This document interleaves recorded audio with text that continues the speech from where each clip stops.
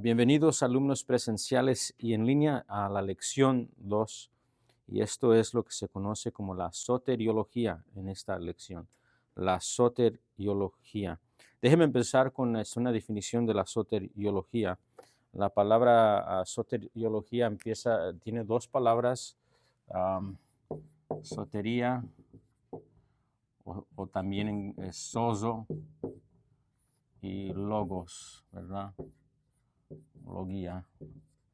Y sozo o sotería se refiere a salvación, salvación. Y la palabra sozo o sotería, cuando habla de salvación, puede ser salvación en general. Cuando usted lo lea en el Antiguo y en el Nuevo Testamento, tiene que ver en el contexto qué tipo de salvación está hablando. Es decir, la foto grande siempre será la salvación de Dios en Cristo Jesús, pero también puede usarse esta palabra en general como si alguien, por ejemplo, una idea moderna, si alguien se está ahogando y alguien va y lo salva, ¿verdad? Usamos la misma palabra, ¿verdad? También se puede usar de esa manera, una manera general.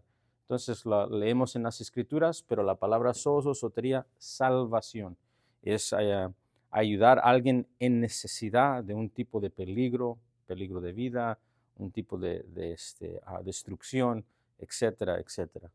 Y logos, nos recordamos que logos significa palabra, discurso y relato. Entonces, ¿qué es la soteriología? Lo que la Biblia nos enseña de Dios, salvando a su pueblo de sus pecados.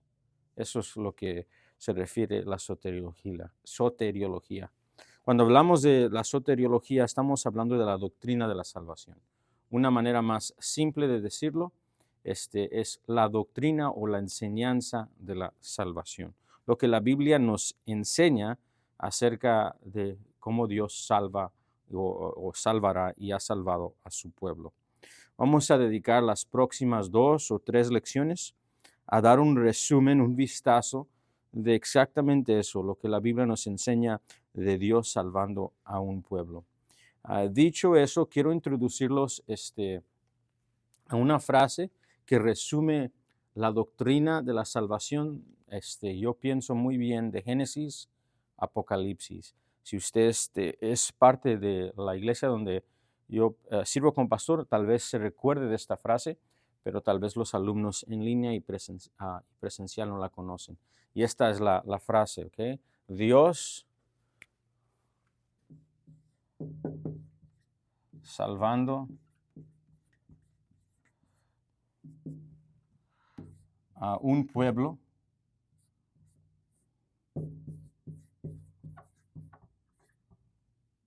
¿ok?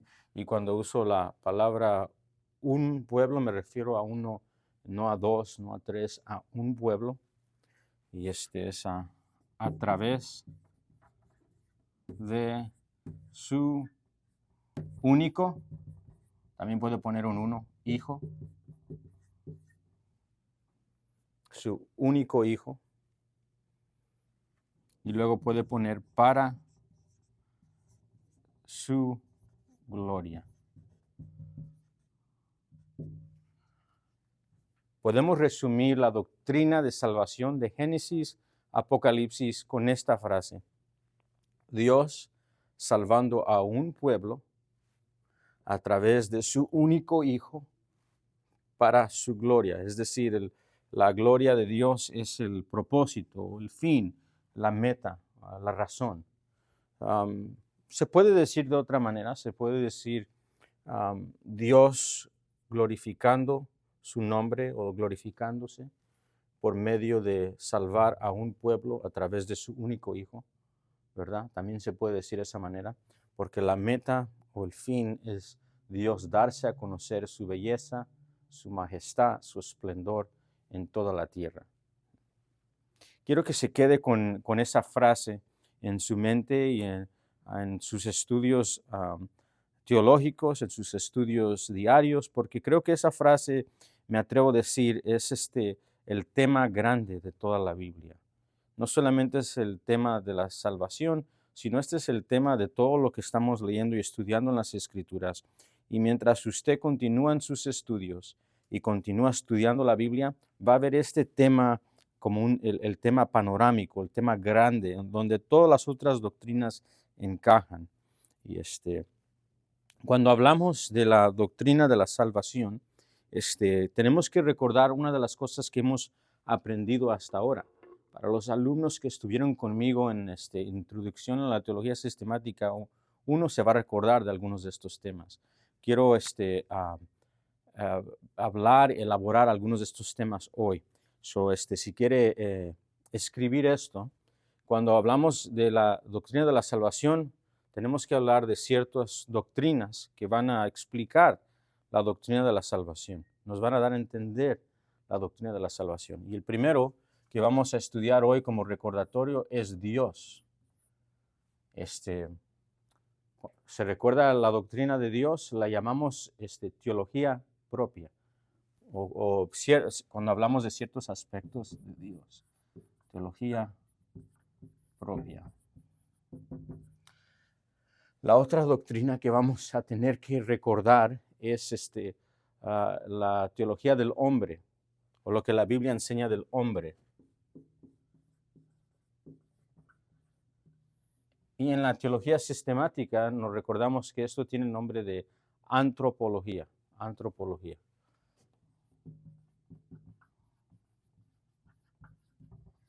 Y hoy vamos a cubrir otra tercera doctrina como recordatorio para entender la doctrina de salvación. Y es Dios, la doctrina del hombre. Y vamos a hoy también elaborar un poco en la doctrina del pecado, lo que se conoce en la teología sistemática como la armatiología. Si no se recuerda de estos por el momento, no se preocupe de estos términos un poco técnicos. Recuérdese que en la salvación, en la doctrina de salvación, tenemos que recordarnos la enseñanza de Dios, la enseñanza del hombre y la enseñanza del pecado. Y luego en las lecciones por venir vamos a ver la enseñanza acerca del Cristo de nuevo y la aplicación de la salvación, la redención. Pero hoy vamos a empezar con la doctrina de Dios como un recordatorio. Piense cómo inicia las Escrituras. Las Escrituras inician, luego en el principio, Génesis 1:1, creó Dios los cielos y la tierra. Si usted tomó el curso de métodos de estudio bíblico, una de las cosas que elaboro y enfatizo es que la Escritura, su tema central el tema grande es Dios. La Biblia es diocéntrica y que es importante recordar eso. La Biblia enseña acerca del hombre, enseña acerca de la creación, enseña acerca de la salvación, pero la Biblia, su centro, lo que domina las páginas de las Escrituras es Dios. Y así es como empiezan las Escrituras. En el principio Dios creó los cielos y la tierra. Y continuamos leyendo hasta Apocalipsis con el tema central de Dios. Le comparto esto porque para que podamos comenzar a hablar y entender la doctrina de la salvación, definitivamente debemos de hablar sobre el hombre y sobre el pecado, sobre el juicio, sobre Cristo Jesús, sobre su obra expiatoria, sobre su resurrección y sobre todos los otros temas que vamos a cubrir en la doctrina de salvación. Pero tenemos que empezar con Dios, porque es Dios quien salva, es Dios quien hemos ofendido, es Dios quien juzga y es Dios quien ha provisto la manera que nosotros vamos a ser salvados, y es Dios mismo, en la segunda persona de la Trinidad, que se encarnó para salvar a su pueblo, y es Dios con quien estará su pueblo cuando es salvado. Entonces, empecemos de esa manera, y esto solo lo vamos a hacer en forma de repaso de lo que estudiamos anteriormente en la Teología Sistemática 1. Y la pregunta que quiero que empecemos y meditemos por un momento es: ¿qué enseña la Biblia acerca de Dios, de quién es Él, de sus atributos, de sus perfecciones? Si nos recordamos cuando estudiamos los atributos de Dios en la Teología Sistemática 1, hablamos de Dios como el Creador. Él no es creado, Él es el eterno Dios. Unos textos para que pueden resaltar esto, Génesis 1 al capítulo 2, Salmo 146, específicamente el versículo 6. También hemos aprendido que Dios es trino, es decir, que las escrituras son claras, que Dios es uno en esencia y tres en persona. Estudiamos eso también, lo vemos un poco en Génesis 1:26, cuando Él usa el plural para referirse a sí mismo. Lo vemos en Mateo 28:19, cuando usa el nombre singular y menciona tres personas, un ser con tres personas y distintas y coiguales y coeternas. Vemos esto de nuevo en Juan 1:1 al 3, lo vemos en 1 Corintios 8:6, 2 Corintios 13:14, lo vemos en las Escrituras. Dios es trino. Él en la eternidad pasada estaba en perfecta armonía y compañerismo con la Trinidad. Y con esto en mente vemos que Dios es autoexistente, es autosuficiente. Aprendimos esto también en lecciones pasadas. Es decir, Él no se encontraba y ni se encuentra en necesidad de algo. Él existe por sí mismo. Es absolutamente independiente, sin causa, sin necesidad de nada, suficiente para sí mismo. Dios no necesita a nadie, ni a nosotros, ni al resto de la creación para nada, sino Él ha decidido encontrar, y gracias a Dios por eso, un gozo en lo que Él ha creado para nosotros, pero Él es inmutable y sin cambio. Dios es eterno, siempre ha existido y hace sentido que Él no se encuentra en necesidad de cosa alguna, porque siempre ha tenido entre sí mismo compañerismo con las personas entre la Trinidad. Dios es amor. En las Escrituras a veces vemos específicamente frases como Dios es espíritu, por ejemplo, y Dios es luz.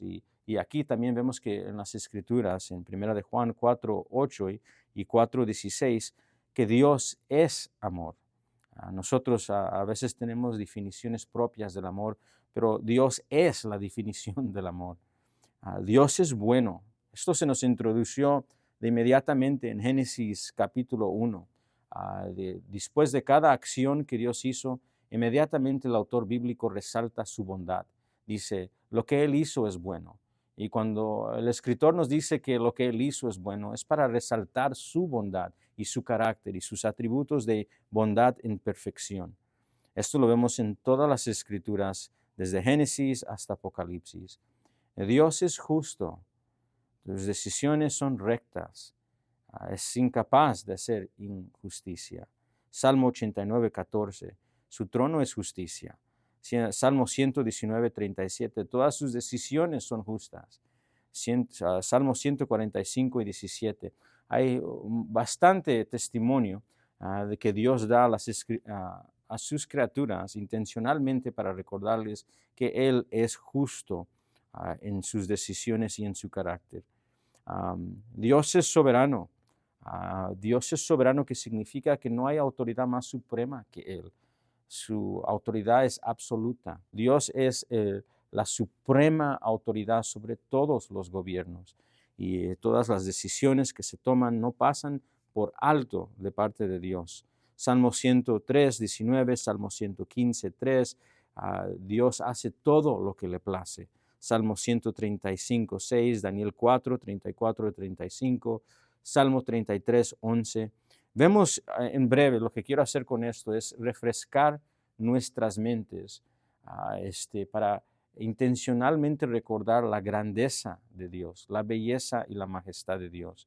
Es difícil para un humano, para nosotros, para mí, para todos, en verdad ver la grandeza de nuestro Dios. Estaba tratando de, mientras me preparaba para dar la lección, poner mi mente donde debía de estar para no solamente decir palabras que ni son suficientes para describir la grandeza de Dios, pero me puse a pensar, ¿cuándo fue en una ocasión en mi vida donde estaba en medio de algo tan grande, una persona tan grande que hasta temor me entró, hasta asombro me entró?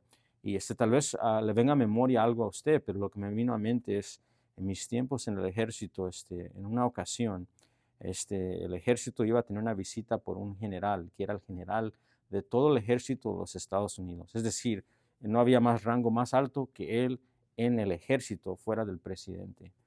Se llamaba General Shoemaker. Y hicieron anuncios por casi un mes de que iba a llegar a la base militar. Y todos prepararon, me cortaron la grama, el zacate, todos estaban preparados para ese evento. Y uno se pensó, pues yo, que va a entrar y sí hay un asusto, sí hay una preocupación, pero dije, pues ¿quién lo va a llegar a conocer personalmente? Hay muchos soldados aquí. Pero entre esa situación, me enviaron unos mensajes y vino uno de mis sargentos y dijo, te vas a tener que presentar, tú y otros soldados. Y me tocó estar en una línea de soldados que iba a saludar al general. Y me recuerdo que cuando entró al cuarto, todos se ponieron de pie y se sentía hasta el temor en todos los soldados. Y cuando llegó, vino a saludarnos cada uno de nosotros y mi corazón palpitaba cuando se acercaba. De ¿qué voy a hacer? ¿Qué voy a decir? ¿Cómo me voy a responder? Y me recuerdo que él vino finalmente a mi persona y yo me quedé como frisado y puso su mano para saludarme, puse mi mano y me temblaba la mano. Y me puso algo, no sabía que me puso algo en la mano, me puso algo en la mano y estaba temblando mi mano tanto que boté lo que tenía en la mano y era una moneda militar. Y estaba tan avergonzado, tan asustado de la persona, por decir, tan grande, la autoridad y todo lo que él era, según. Le comparto esto solo porque quería poner mi mente, y si eso pasa en una situación humana, una situación que tal vez nosotros podemos sentir temor de alguien grande, por decirlo así, alguien temible, por decirlo así. No creo que, yo confieso que humanamente puedo captar todo lo que le compartí ahorita. Dios es el creador, Dios es trino, Dios es eterno, Dios es autoexistente, autosuficiente, Dios es amor, Dios es bueno, Dios es justo, Dios es soberano, Dios es omnisciente, Dios es todopoderoso. Vemos sus perfecciones y su majestad y la verdad es que no puedo captar en mi mente finita la totalidad de la grandeza que es Dios. Y incluso como instructor y pastor, fallar en explicar las grandezas de Dios. Pero quiero que intentemos porque es en esta manera que vamos a empezar a ver la doctrina de la salvación como es, algo majestuoso que Dios ha hecho para su pueblo. Pero hay una palabra que tal vez resuma todo lo que los atributos están resaltando en sus perfecciones, y es la palabra santo. Tal vez usted se recuerde en Isaías 6, si quiere voltear ahí. En Isaías 6 se nos dice que Isaías se le dio una visión, una teofanía, donde Isaías pudo ver la majestad de Dios y pudo ver a Dios en una manera por sus ojos visible. Y cuando leemos Isaías 6, vemos que el humo llena la tierra, vemos que está temblando todo, vemos esplendor y majestad. Y quisiera que escucháramos lo que sale de la boca de los ángeles al ver esta majestad y belleza y ver los atributos de Dios en una manera visible, en belleza y gloria.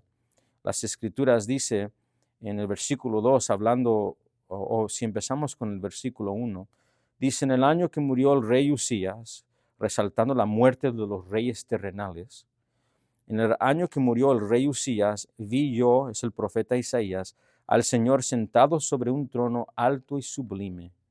Y esto es para resaltar su suprema autoridad y soberanía. Y sus faldas llenaban el templo, su grandeza y su majestad. Por encima de él había serafines, estos son ángeles. Cada uno tenía 6 alas, con 2 cubrían sus rostros. Y la idea ahí es cubrían sus rostros por la belleza y la majestad que está enfrente de ellos. Con 2 cubrían sus rostros y con 2 cubrían sus pies y con 2 volaban.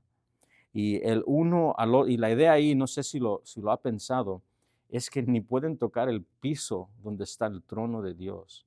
No sé si se recuerda cuando Moisés se acercó a la zarza ardiente, lo que Dios le dice a Moisés, quítate tu calzado, porque donde pisas es lugar santo, es donde Dios estaba presente. Incluso la tierra caída, cuando Dios se manifiesta, se separa para su supremacía, darse visible. Y aquí estamos viendo eso por medio de los ángeles cubriendo su rostro y elevándose con sus alas para no tocar el piso donde está la morada de Dios. Versículo 3, y el uno al otro daba voces diciendo, Santo, Santo, Santo, Jehová de los ejércitos, toda la tierra está llena de su gloria. Esto es el mensaje que están comunicando en la teofanía que estamos viendo. Ellos nos están diciendo en esta visión lo que Isaías debe de entender con todo lo que está viendo, y es que Dios es santo y es 3 veces santo. El judío usa la repetición para enfatizar, y si usa la palabra santo 2 veces, esto ya lo hizo en un máximo, pero ahora lo está haciendo por 3ª vez. Es decir, no podemos captar en su totalidad qué tan santo es. Y versículo 4, los quiciales de las puertas se estremecieron con la voz del que clamaba, y la casa se llenó de humo. Y tal vez nos recordamos la respuesta de Isaías el profeta. Dice, ay de mí, ¿verdad? Porque soy un hombre muerto, dice, porque siendo hombre inmundo siendo un hombre inmundo de labios y habitando en medio del pueblo que tiene labios inmundos, han visto mis ojos al Rey Jehová de los ejércitos. Lo primero que él se da cuenta al ver la majestad y la grandeza de Dios es quién es Dios y quién es Él. Alguien que definitivamente no es como Él, ¿verdad? Hay mucho más que decir, pero por el momento quiero que nos enfoquemos en lo que ellos están viendo y diciendo acerca de Dios. Él es santo. Una buena palabra que resume las perfecciones y los atributos de Dios es la palabra kadosh en hebreo y la palabra agios en griego, santo. ¿Y qué significa eso? La palabra literalmente significa cortar, con la idea de separar algo. Y tiene el entendimiento de separado, apartado. Y aquí aplicado a Dios significa que Dios es diferente, es apartado, es separado, colocado en categoría distinta y única. No hay nadie como Él. El Dios Trino es trascendente, es la palabra que usamos en la teología para hablar de esto. Él es trascendente, incomparable, más allá o por encima del rango de la experiencia y comprensión humana. Por eso hace sentido la respuesta de Isaías. Dios es apartado, separado, colocado aparte en categoría distinta y única. El Dios Trino es trascendente, incomparable, más allá o por encima del rango de la experiencia y comprensión humana. Isaías 44, 6 y 8, si usted voltea ahí, tal vez nos da otra descripción de lo que estoy tratando de elaborar, comunicar, para que podamos empezar a entender la doctrina de salvación. Isaías 44, 6 al 8, describiendo la santidad de Dios, dice lo siguiente. Así dice Jehová, Rey de Israel, y su Redentor, Jehová de los ejércitos. Yo soy el primero y yo soy el postrero, y fuera de mí no hay Dios. ¿Y quién proclamará lo venidero? Lo declarará y lo pondrá en orden delante de mí, como hago yo desde que establecí el pueblo antiguo. Anúncialos lo que viene y lo que está por venir. No temáis ni os amedrentáis, es decir, porque esto es lo que sucederá al presentarse el Santísimo Dios. No te lo hice oír desde la antigüedad y te lo dije, luego vosotros sois mis testigos. No hay Dios sino yo. No hay fuerte, no conozco ninguno. Esto es el Dios Trino. Es algo que debemos de intentar continuamente observar, aunque no lo podemos observar y comprender en su totalidad, pero debemos de verlo. Esto es lo que tenemos en las Escrituras. El Dios Trino es el creador y dueño legítimo de todas las cosas, de toda la creación y toda criatura. Él es el eterno, trascendente y infinito Dios, que es el amor verdadero y perfecto.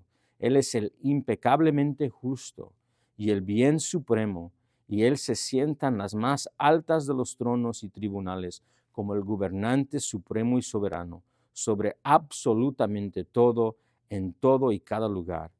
Él es Rey y Rey de reyes, Él es Señor y Señor de señores, entronizado en indescriptible majestad y gloria. Él es temible.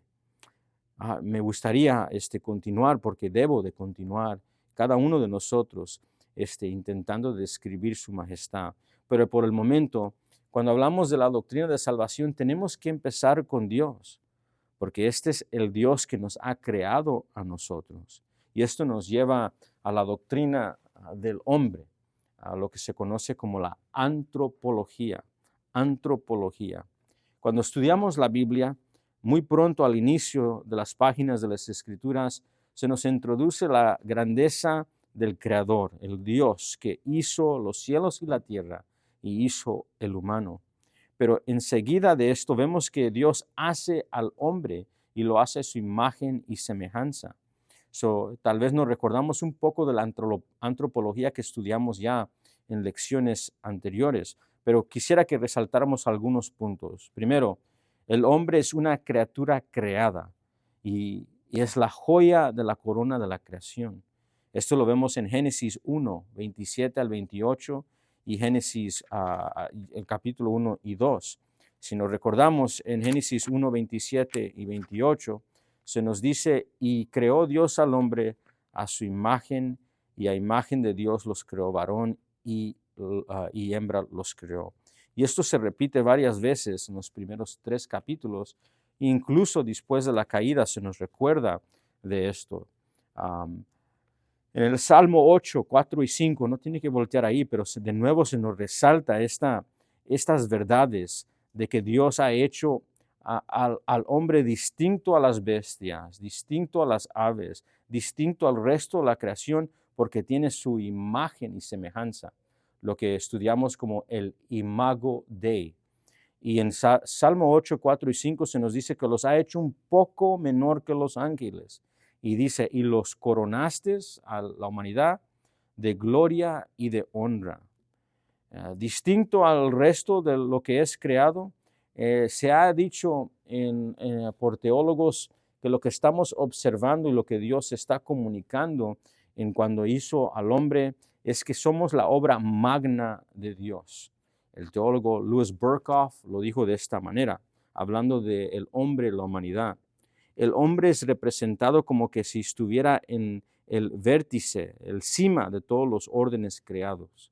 Él es coronado como rey de la creación inferior y ha dado dominio sobre todas las criaturas inferiores. Sí, la Biblia se trata primordialmente de Dios, pero Dios hizo a la humanidad para que fuera algo especial para Él y reflejara su gloria. Eso nos lleva a nuestro segundo punto. Cuando estudiamos acerca del hombre, vemos que Dios no solamente lo hizo como criatura creada y la joya de la corona de la creación, sino también recordamos que el hombre fue hecho para exhibir la gloria de Dios, para representar a Dios. Esto lo vimos en Génesis 1, 26 y 27, donde las Escrituras nos dice que nos hizo a su imagen y semejanza, lo que conocemos como el imago Dei, la imagen de Dios. Que tiene la idea de ser representativos de Dios, ser representativos del soberano Rey y Creador. El profesor Mayhew observa que fuimos hechos para ser los portadores de la imagen de Dios. Fuimos hechos con la intención de representar a Dios en el mundo.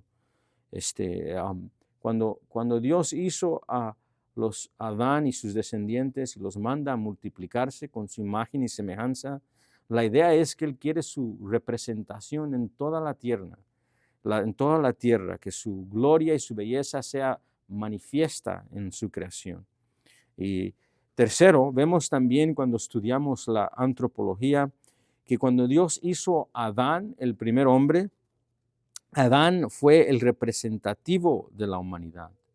Fue un representante de la humanidad. Sabemos esto de inmediato porque cuando Adán peca, inmediatamente cae su linaje en lo que conocemos como un estado caído. La muerte entra por Adán. Y las Escrituras afirman lo mismo.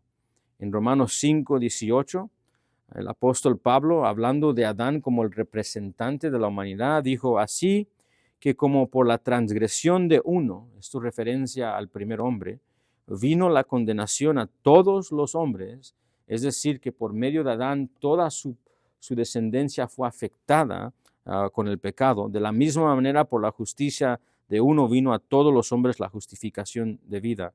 Esto está refiriéndose a Jesús, que como vamos a aprender más adelante, por medio de Jesús, los que confían en Él serán todos justificados.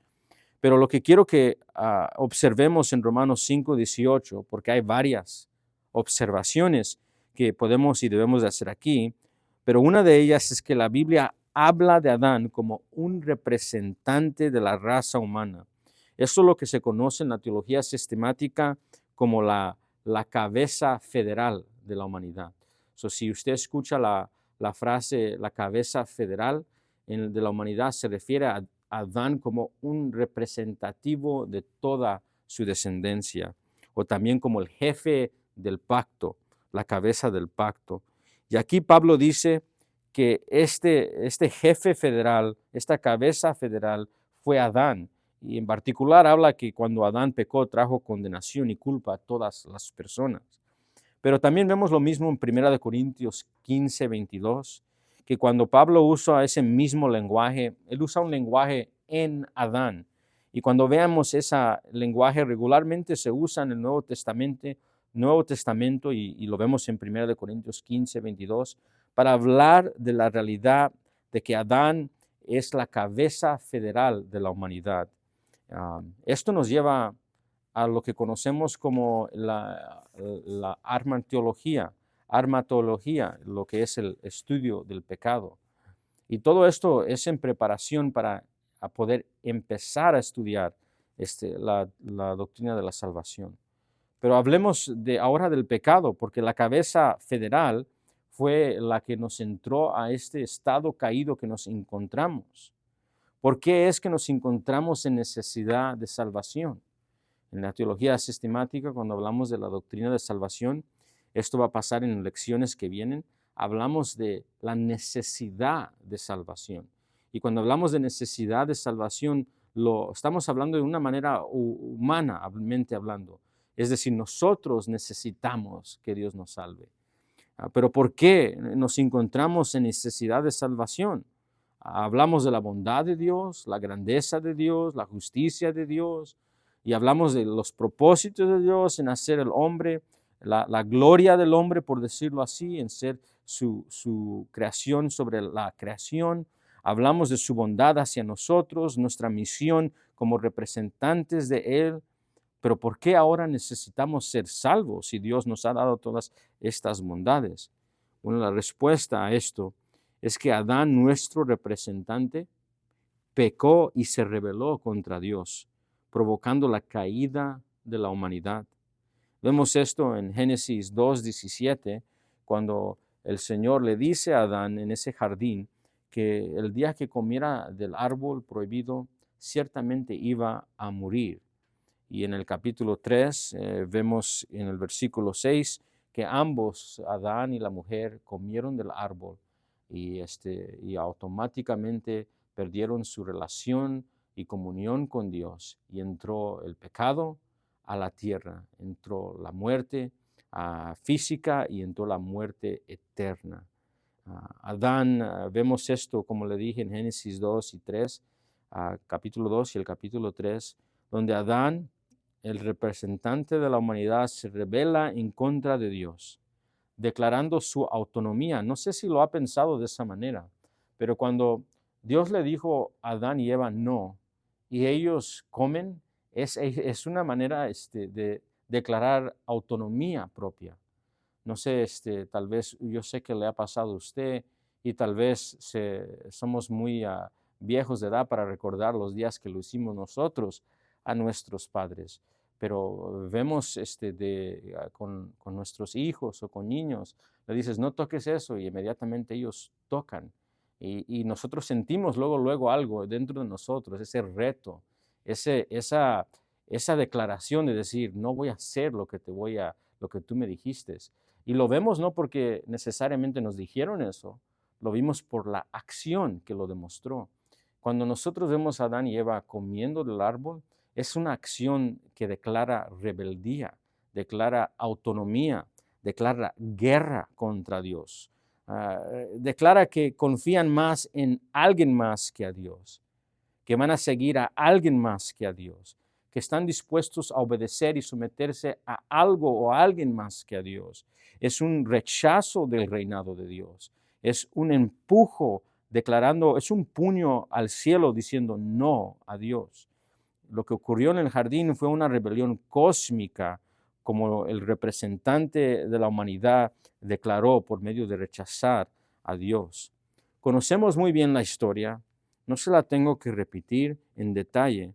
El hombre, Adán, fue vicegerente bajo el soberano buen y gobierno del Creador Dios, quien es justo y bueno, y desobedeció al Creador. Se rebela contra su Creador y literalmente se une a la rebelión de Satanás. Cuando el hombre decide no confiar en Dios y desobedecer a Dios y confiar en la distorsión de la palabra que le dio la serpiente. En Génesis 2:16, como les mencioné, escuchamos el mandato claro que ellos no debían de comer del árbol. Y ahí encontramos la rebelión cósmica en contra de Dios. Una vez escuché a un pastor decir lo siguiente, para tratar de ayudarnos a entender esta rebelión del hombre. Dios llama a las nubes de tormenta y vienen, y le dice al viento que sople y que caiga la lluvia, y lo hace. Le obedecen inmediatamente. Dios habla a las montañas y les dice, ve ahí, y le dice a los mares, detente aquí, y lo hacen. Toda la creación responde en obediencia al Creador. Y luego el pastor dijo, hasta que llegamos a ti y a mí. Cuando llegamos a ti y a mí, tenemos la audacia de mirar a Dios a la cara y decirle, no. El imago Dei está distorsionado. Esto es lo que conocemos como la caída en Génesis capítulo 3. Vemos una rebelión en contra de Dios y vemos la imagen estropeada y caída de Dios dentro del hombre. Esto significa que esa imagen de Dios está distorsionada. Aunque no es una ilustración perfecta, puede ayudarnos a verlo. Imagínese a un pintor que se dedica años a pintar su magno opus, su gran obra, y se tarda 1 año, 2 años, con mucho esfuerzo, y ahí está, finalmente. Y de repente viene alguien y agarra una navaja y agarra tierra y lo empieza a echar a perder. Aunque la ilustración no es perfecta, eso en cierta manera nos ayuda un poco a entender lo que ha sucedido con la imagen de Dios. Está ahí, pero está distorsionada, está totalmente caída, o está caída en mente, corazón, voluntad, emoción y cuerpo. Eso es lo que conocemos como la depravación total. La depravación total. El pecado ha afectado la totalidad del hombre. Y cuando hablamos de la totalidad del hombre, no estamos diciendo que cada hombre es lo peor que él o ella puede hacer. Estamos diciendo que no hay ninguna parte del hombre que no ha sido afectado por el pecado. La mente ha sido afectada, los pensamientos están distorsionados y caídos, las emociones están distorsionadas y caídas, la voluntad está distorsionada, esclavizada al pecado, incluso el cuerpo. Lo vemos incluso en nuestro cuerpo mientras crecemos en edad, vemos que rápidamente deterioramos de nuevo y nos vamos al polvo. Depravación total. El imago Dei está caído y distorsionado. Estaba contaminado, como que si alguien le echó una gota de veneno a una agua, toda la agua está envenenada. Seguimos con la imagen, pero estamos caídos. Considera el Salmo 51, versículo 5. He aquí, en maldad he sido formado, y en pecado me concibió mi madre. ¿Qué observa el salmista? Él dice, yo nací pecador. No es simplemente que pecamos y por eso nos convertimos a pecadores. No. La idea es que somos pecadores y por eso pecamos. El pecado entró en el mundo como un virus que se transmite al nacer. A los muertos espiritualmente y físicamente y seguramente eternamente si Dios no hace algo. Tenemos una naturaleza caída, una naturaleza pecaminosa. Nacemos amando lo que Dios odia y odiando lo que Dios ama. Romanos 3:9 nos da una imagen un poco fea de lo que somos aparte de Dios y nos describe esta depravación total. Romanos 3:9 dice, seamos judíos o no lo seamos, todos somos pecadores. La Biblia nos los dice, nadie es justo, nadie entiende nada, ni siquiera busca o ni quiere buscar a Dios. Todos se han alejado de Él, todos se han vuelto malos, nadie, absolutamente nadie, quiere hacer lo bueno. Se ha difundido, hermanos, estudiantes y alumnos, se ha difundido una imagen calumniosa y distorsionada de Dios en toda la tierra. Creo que el Catequismo de Heidelberg, la pregunta 7 y la respuesta 7 nos ayuda a resumir el pecado y la doctrina del pecado y cómo nos ha afectado. La pregunta es, ¿de dónde proviene esta naturaleza depravada del ser humano? Y la respuesta es de la caída y desobediencia de nuestros primeros padres, Adán y Eva, en el paraíso, por lo cual nuestra naturaleza se corrompió, tanto que todos somos concebidos y nacidos en pecados. Esto es nuestro pecado. Un pecado en la Biblia a menudo se describe al menos de 3 maneras. Como una deuda que requiere un pago. También podemos ver ejemplos de esto en Romanos 6:23. También se describe como una expresión de enemistad y de oposición y hostilidad hacia Dios. Romanos 5:10 nos describe como enemigos de Dios si Dios no nos rescata. Y tercero, la Biblia también describe el pecado como un crimen, un delito que requiere castigo justo. Esto lo vemos en la doctrina del pecado. Y cuando estudiamos la salvación, tenemos que empezar con ver al Dios que hemos ofendido, el pecado que requiere castigo, el pecado y la ofensa que requiere un justo juicio. Esto es necesario para poder entender la doctrina de la salvación. Déjeme continuar con el pecado que nos trajo este castigo. Cuando consideramos lo que la Biblia enseña del pecado, vemos todo lo que le he explicado hasta este momento en una manera panorámica. Pero también vemos que el pecado tiene consecuencia, tiene castigo, y en particular en Génesis 2:17, Dios le dijo que el día que comiera del árbol ciertamente iba a morir. En Romanos 5:12 nos dice que el pecado entró en el mundo por un hombre y por el pecado la muerte. Así la muerte pasó a todos los hombres. El pecado nos trajo muerte. Y la palabra muerte en las Escrituras puede hablar, tiene varias maneras de entenderlas dependiendo del contexto. Primero, muerte espiritual. Hay enemistad con Dios. Hay una relación rota con Dios. La vida espiritual de Adán, inmediatamente que él desobedeció, él y su esposa, hubo una ceguedad, hubo una contaminación espiritual, la comunión con Dios fue rota, su compañerismo con Dios fue roto, su vida espiritual y su verdadero gozo y propósito ya no lo tenía. Y esto se transmitió a todos los descendientes de Adán. Nacimos espiritualmente muertos y desconectados de Dios, en enemistad con Dios, con una naturaleza rechazando a Dios. Y también la Biblia habla de muerte física. Y Adán no solamente tuvo muerte espiritual inmediata, sino pronto vino la muerte física a su vida. Ellos primero lo probaron con su hijo Caín, cuando Caín mató a Abel. Pero el Señor no los mató allí en el acto. Pensó que definitivamente esto es lo que merecían.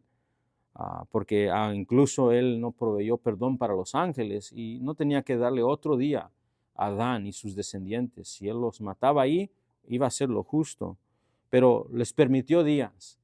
los separó del jardín y, y eventualmente entró la muerte a Adán y también a sus descendientes, como le mencioné primero, experimentándolo con su hijo Abel, la muerte física. Y todos nosotros también experimentamos y vamos a experimentar la muerte física.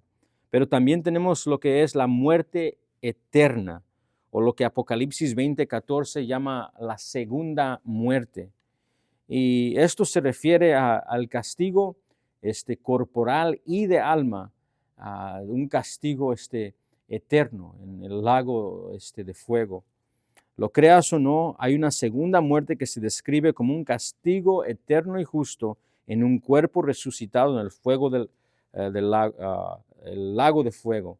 Apocalipsis 20:14 nos dice: entonces la muerte y el Hades fueron arrojados al lago de fuego. Esta es la segunda muerte. Y si se hallaba alguien cuyo nombre no estaba escrito en el libro de la vida, era arrojado al lago de fuego. Esto es lo que vino como resultado de la rebelión cósmica: muerte espiritual, muerte física y muerte eterna, una separación con un justo castigo de Dios. El Catecismo de Heidelberg nos puede resumir esto un poco. En la pregunta 10 nos hace esta pregunta: ¿permitirá Dios que tal desobediencia y apostasía queden sin castigo? La pregunta que hace el Catecismo es: el humano y el ser humano que ha pecado y ha ofendido a Dios, ¿será posible que Dios permite esto sin castigar a la ofensa? Y pues la respuesta: de ninguna manera, sino que Él está santamente y grandemente enojado, lo que conocemos como la ira, con nuestro pecado original como también contra nuestros pecados actuales, y los va a castigar con un juicio justo en el tiempo y en la eternidad, como Él lo ha declarado. Aquí la idea es que un Dios justo tiene que castigar el ofensor. Esto nos hace sentido incluso humanamente hablando. Si nosotros vemos a alguien que mató a 10 mujeres y hizo unas cosas horríficas en ese proceso, y vemos que él se presenta al hogar a la policía, al hogar a las autoridades y finalmente está enfrente de un tribunal, si el juez no lo castiga, nosotros humanamente sabemos que eso no es un juez justo, eso no es lo correcto. Es necesario que se castigue las ofensas que son cometidas. Nosotros entendemos hasta cierto punto, humanamente hablando, la necesidad del juicio o el castigo cuando hay una transgresión.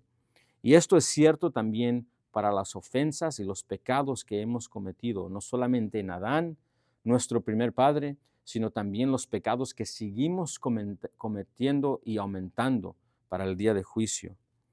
Una vez se me compartió una ilustración por el profesor Dr. Jowers, y siempre, nunca se me ha olvidado la ilustración, porque humanamente hablando es difícil a veces no solamente captar la grandeza de Dios debido a nuestra, no solamente mente finita, sino debido a que estamos en un mundo caído, también es difícil captar la severidad de nuestras ofensas a ese Dios santo. Y una ilustración que tal vez nos pueda ayudar a entender la severidad de nuestra ofensa con Dios y de nuestros pecados es una ilustración que se ha usado a través de la historia de la teología sistemática y se la quisiera compartir. Imagínese un muchacho que le pega a su hermano en la cara. De inmediato hay una ofensa. Y si el papá es un buen papá, cuando él llegue y vea el golpe en el rostro de su hermano, el buen papá tiene que castigar y tiene que dar un castigo justo. Ahora imagínese que ese mismo muchacho le pega a su papá en el rostro y le pega a su papá en la cara. Eso también es una ofensa. Y en cierta manera de verlo es la misma ofensa. Le pegó en el rostro, le pegó en la cara. Y también lo justo será un castigo por eso. Pero usted creo que estuviera de acuerdo conmigo que el castigo será un poquito más severo cuando le pegó a su papá que cuando le pegó a su hermano. Piense conmigo por qué es que aumenta la severidad del castigo cuando le pegó a su papá en vez de su hermano. La respuesta es que aumenta la severidad del castigo por la ofensa que fue hecho a esa específica persona, a esa específica autoridad. Jonathan Edwards hizo la pregunta de esta manera: ¿qué pasa si la gravedad del pecado depende del ser contra quien se cometió ese pecado? Permítame continuar un poco más con la ilustración. ¿Qué tal si llega la policía y el muchacho le pega a la policía? Aumenta el castigo. ¿Pero por qué aumenta el castigo? Porque la gravedad del pecado depende de la persona contra quien se cometió.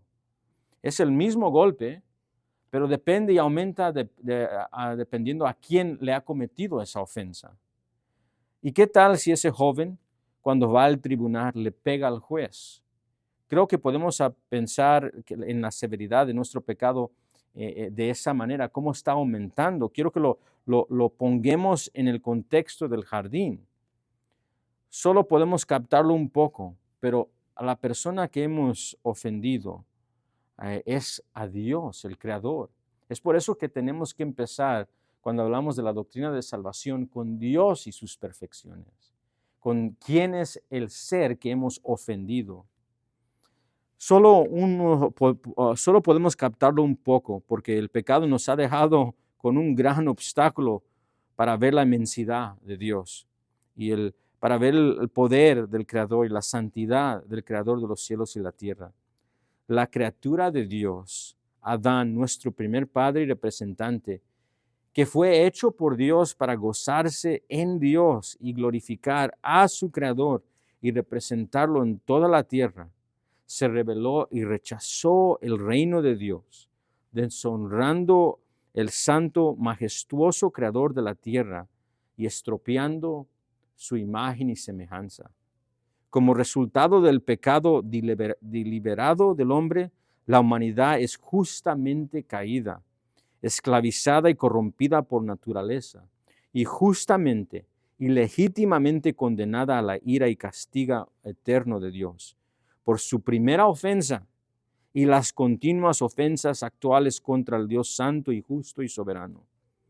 El hombre a veces incorrectamente encuentra inconsensible, no lo encuentra con comprensión que Dios enviaría al pecador a castigo eterno de infierno eterno. A veces nosotros queremos batallar, pues ¿cómo es que Dios puede enviar a la humanidad a una eternidad del infierno? Lo encuentra difícil de captar y de aceptar, pero creo que eso es muy erróneo. No, lo que nos debe de ser inconcebible es la inmensidad de nuestro pecado, la inmensidad de la ofensa, incluso con un solo pecado que ha cometido un ser humano a un Dios santo. Lo que debe de asombrarnos no es que Dios envíe a pecadores al infierno. Eso es lo justo y lo correcto, lo que es recto que Dios haga y es consistente con su carácter. Es decir, si Él no lo hace, eso es inconsistente con su perfección y su carácter. Lo que debe de asombrarnos no es que Dios envíe juicio a los pecadores eternamente. Ellos lo merecen. Lo que debe de sorprendernos cuando estudiamos la doctrina de salvación es que Dios incluso salvaría a uno de sus ofensores, así que era uno de ellos. El punto que continuaremos en las próximas lecciones, cuando estudiaremos con Cristo, el Mesías, y la salvación, incluso esas doctrinas que son a veces difíciles de estudiar, la elección soberana. El punto cuando continuamos a ver esto es en establecer estas doctrinas que establecimos hoy en esta lección es para que veamos que nos encontramos en necesidad de salvación. Si no explicamos el contexto de Dios, el contexto del hombre, el contexto del pecado, se nos va a hacer muy extraño hablar de la doctrina de salvación. Es solo en luz de Génesis 1 y Génesis 2 y Génesis 3 que nos hace sentido cuando Dios envía a un Salvador en la carne para venir a vivir una vida perfecta y morir en lugar de los culpables y resucitar al tercer día para ser una nueva humanidad y ser esa nueva humanidad a la imagen y semejanza del Hijo para que representen a Dios en toda la tierra. Y termina las Escrituras tal como iniciaron, en el jardín, donde el jardín se expande no solamente en un lugar, en el Edén, sino el jardín se expande literalmente en todo el cosmos, en todo el planeta. En esta primera lección, mis deseos y metas simplemente recordarnos las doctrinas esenciales para entender por qué necesitamos salvación.